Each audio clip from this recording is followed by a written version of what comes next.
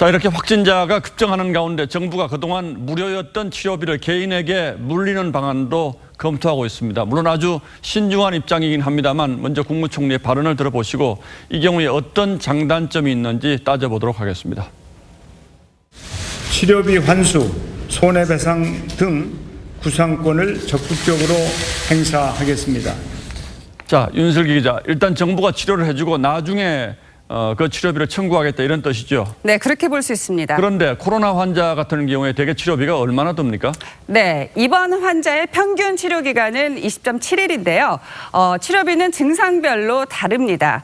인공 심폐장치 등이 필요한 위중 환자가 약 7천만 원, 산소 치료를 받는 중증 환자가 1,196만 원, 경증 환자가 최대 478만 원이 드는 것으로 건강보험공단 조사 결과 집계가 됐습니다.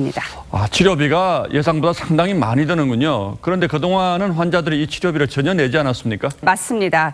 검사, 격리, 치료에 드는 비용의 80%는 건강보험공단이 부담을 하고 나머지 20%는 정부와 지자체가 내왔습니다. 자, 이 비용이 개인의 치료비이기도 하지만 감염병 전파를 막기 위한 사회적 조치이기 때문에 사회가 부담한다는 거죠. 자, 6월 말까지 코로나 환자 치료를 위한 총 비용이 971억 원 가량 든 것으로 추산이 되는데 그 이후 환자 수가 대략 25% 증가했기 때문에 전체 치료비는 약 1,200억 원 정도로 예상이 됩니다. 자, 물론 지금도 환자가 방역 수칙이나 격리 조치를 위반하면 치료비 환수를 할 수는 있지만 그 금액은 미미하다고 봐야겠죠.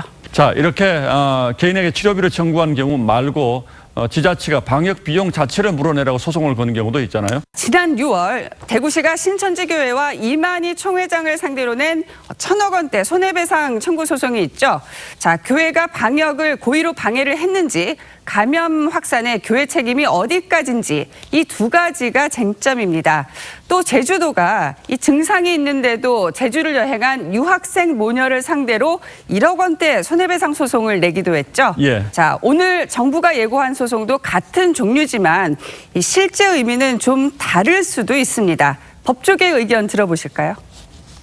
정부는 기본적으로 국민을 보호해야 되는 그런 존재지 않습니까? 개인들한테 소송을 제기한 것 자체가 모양새가 좋지가 않아서 다만 지자체 같은 경우는 할 수 있겠죠. 그러니까 정부가 개인에게 치료비를 받아내려고 소송하는 것은 좀 부적절하다 이런 취지의 의견이 있긴 한 것 같은데 그러나 어쨌든 정부가 치료비 받겠다 이렇게 하면 좀 개인들에게 조심하게 하는 이런 효과는 있지 않을까요? 네, 말씀하신 것처럼 이 방역 수칙을 보다 잘 지킬 거란 기대감이 큰 반면에 정반대의 우려도 동시에 나오고 있는데요. 들어보실까요? 낙인 찍기 효과랑 비슷해서 숨기고 그러는 게 더 많아질 거기 때문에 부작용이 발생할 수 있어서 예, 그러니까 치료비 내라고 하면 아예 신고도 안 할 수 있기 때문에 그런 부작용도 고려를 해야 된다 이런 얘기겠죠. 그렇습니다. 예, 윤슬기 기자 잘 들었습니다.